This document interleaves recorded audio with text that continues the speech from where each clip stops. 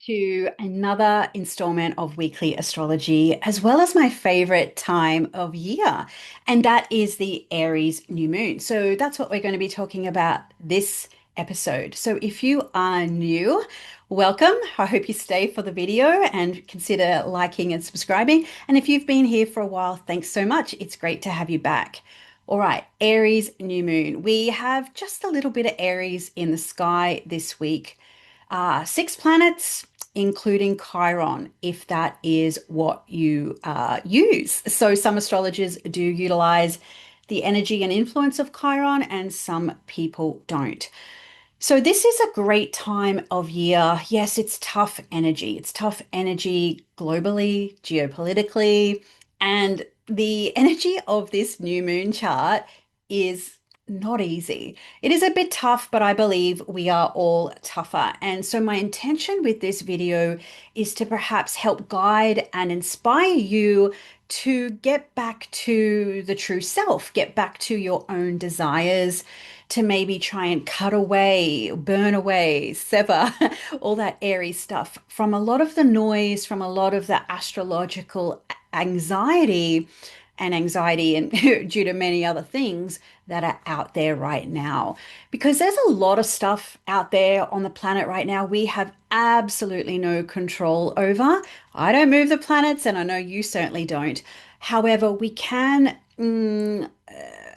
put intention behind how we utilize the energy that is available to us. And so that's what I want to talk about in this video. So, with that being said, let's share the chart so we can take a good look at it. Now, we have, as I said, just a little bit of Aries for us. So, this is the new moon chart, timed for Brisbane in Australia, which is my location, and that is 9:53 p.m. on the 17th. Now, the 17th is the Friday, I believe. Yes.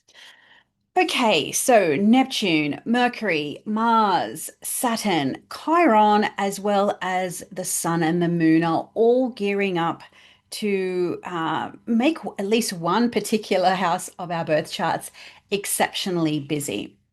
Now, when we're looking at new moons or lunations in general, the ruler is super important. And so we do have the ruler is in the sign of the new moon. So it's ruling the new moon, Mars in Aries. And so Mars is exceptionally potent. It's at home.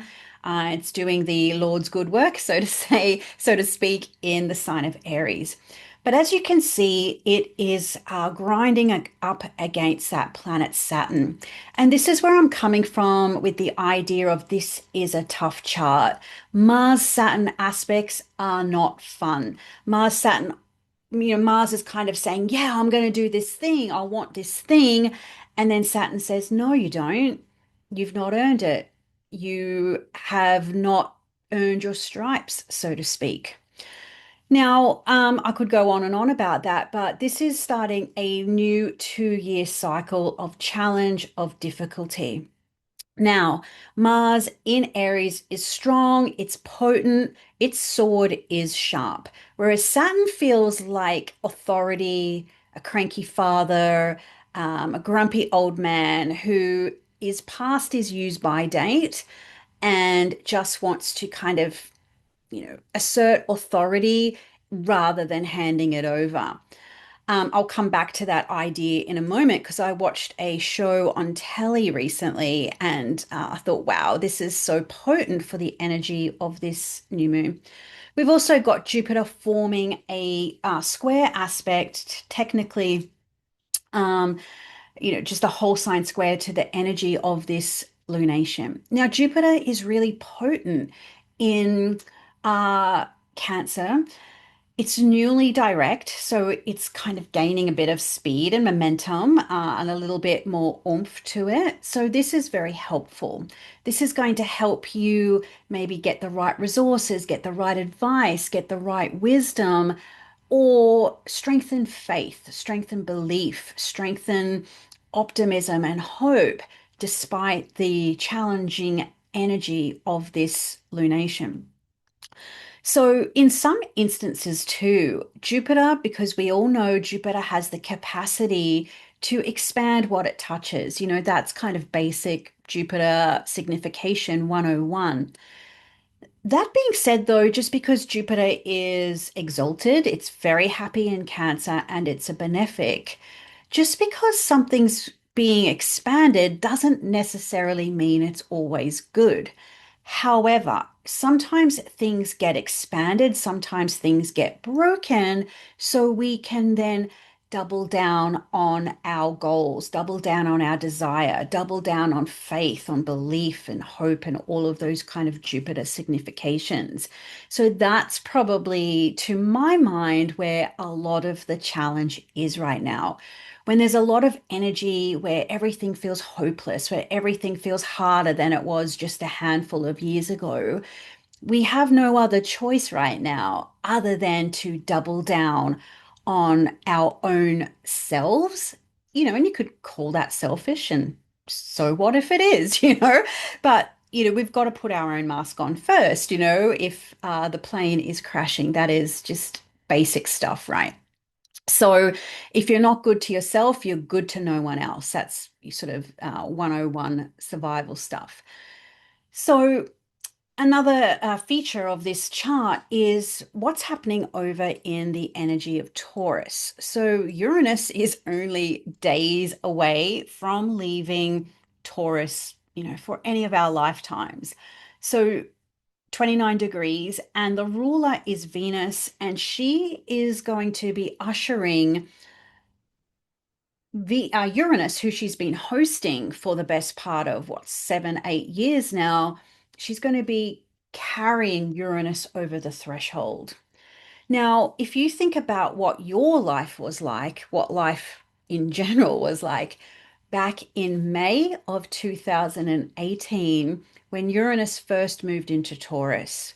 So it moved from May to November, then it backtracked into Aries, and then it came back in from March 2019. It was there till July last year.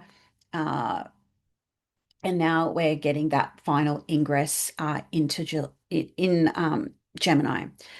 So there's something about this that just feels like it is all right. This is the former world. This is the former era. This is the last planet of all of these outer planets to finally shift signs and take up residence in their, respective signs. So obviously we've got Uranus in Gemini till about 2033.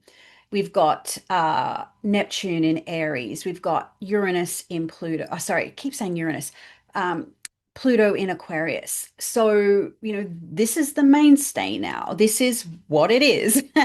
And Uranus is the final planet to do that. Just before happen is this new moon. And just before the ingress into Gemini is also that Mars Saturn conjunction. So, this to me so much feels like the energy of get ready, sharpen your swords, decide what you want. So, the program that I've been watching over the past couple of weeks, so right now, excuse my messy desk, but I'm deep in the writer's cave for my 2027 writing, horoscope writing project. And so, when I'm doing that, writing all day. I go for a walk at night, and then it's usually kind of wine and Netflix. I don't want to even think. I don't want any words when I'm, writing huge volumes. So I've discovered a show. I was in the mood for some sword fighting, and I discovered a show on Prime called The House of David.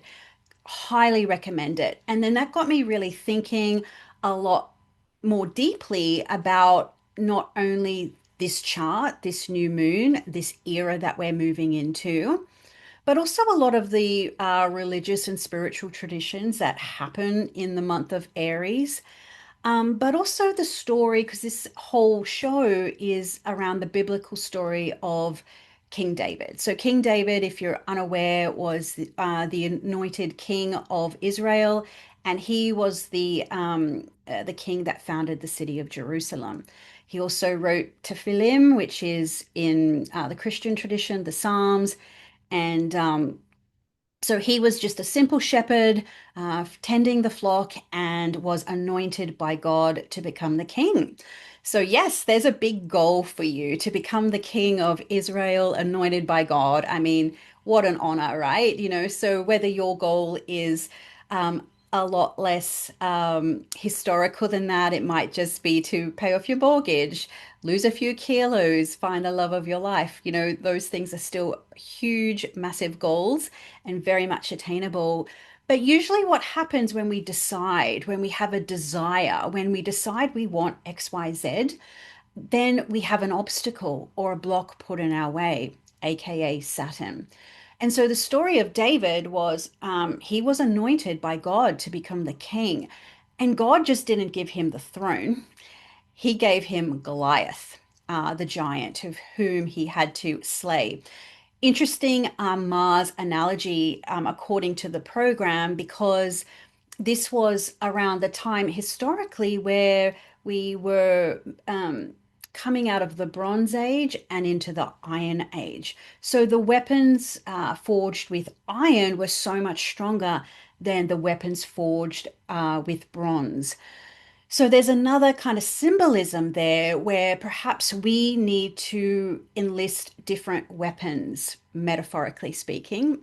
Clearly, there's literal ones too, but this might mean getting different resources, finding different avenues of effort, strengthening our resolve, doing things differently than what you've become accustomed to, keeping in mind the Uranus piece as well. So once it was discovered that Goliath had a sword forged in iron as opposed to bronze, this really changed a lot of things. And sometimes that's what it takes, right? Is just this one shift. Obviously, historical, that was a big thing historically, but it can be just that one little tweak in the things that we do or the things that we need to not do any longer that can really help you when it comes to manifestation, when it comes to achieving your outcomes and your desires. And, obviously, David slayed the giant, Goliath, but then the battles didn't stop there, right? And this is life. There's not a point where we reach a certain level where we don't then have to face a different devil, so to speak. So it's this ongoing cycle of we grow a bit, then we contract, and then we have to grow again. So the Aries new moon every year gives us that opportunity to sharpen our swords, to ignite our fire, to find that focus, to acknowledge, yes, there's going to be obstacles, there's going to be blocks, our efforts are going to be thwarted. But when we know that's the case, we can prepare for that. So we can sort of think, okay, well, maybe my goal is to, let's just say you want to save 10 grand this year. Let's just, a number like that. And so we know that nothing's getting cheaper out there. And so the value of that $10,000 isn't what it was when Uranus first moved into Taurus, for example. So what can we do to circumvent that? Okay, well, maybe you need to slash expenses and boost your income. So that's the idea here, particularly with the new moon this year, is yes, there's a lot of energy here. There's a lot of fire and there's a lot of focus. But Aries also gets bored quickly. It gets distracted by the next shiny thing. And as soon as it hits an obstacle, a block, or the sword gets a little tarnished and doesn't look as shiny as exciting as what it did when you began, then we can very much easily look for the next shiny thing. The next Instagram procrastination scroll, the next Facebook post, the next whatever it is, right? And there will be more of that because of Uranus moving into Gemini. So, with all that said, this is our new moon to really hone in our focus, to acquire the tools we need, refine them, and perfect them. Be aware that there's going to be blocks, there's going to be obstacles, there's going to be people that tell you no. The cranky old man, maybe the the government that doesn't have the people's prosperity and profit at top of mind. Maybe it is the dying empire or dying regimes thrashing like a lizard at the bottom of the ocean, Godzilla style, right? But we, the people, have to sharpen our swords and slay that proverbial dragon. And that can be, metaphorical, take it however you want. So this is the energy of the new moon, and in many ways, I really do think that is representative of life. When times are hard, when things are difficult, when things take you double the effort for half the reward, you can either give up or you can strengthen your resolve, keep the faith, believe that things will get better, and also understand that, you know, people are tougher than tyrants. And so we've just got to keep on going. So, if you like the idea of this new moon, I would love you to join me for my new moon manifestation workshop. The link is available on my website. So it's all pre-recorded material with updates for this year. I have my Golden Circle membership new moon call this week, and you'll get an invitation to join that. You'll get to also do the workshopping, the vision board. It's infused with topics such as your perfected planet, what that perfected planet is doing throughout the year, what secondary progressed lunar phase you're in, and how that might temper or tone your efforts over the next 12 months. So there's so much symbolism, so much magic, so much astrology, and so many good modalities infused over 20 years over 20 years now of me doing this work every single year.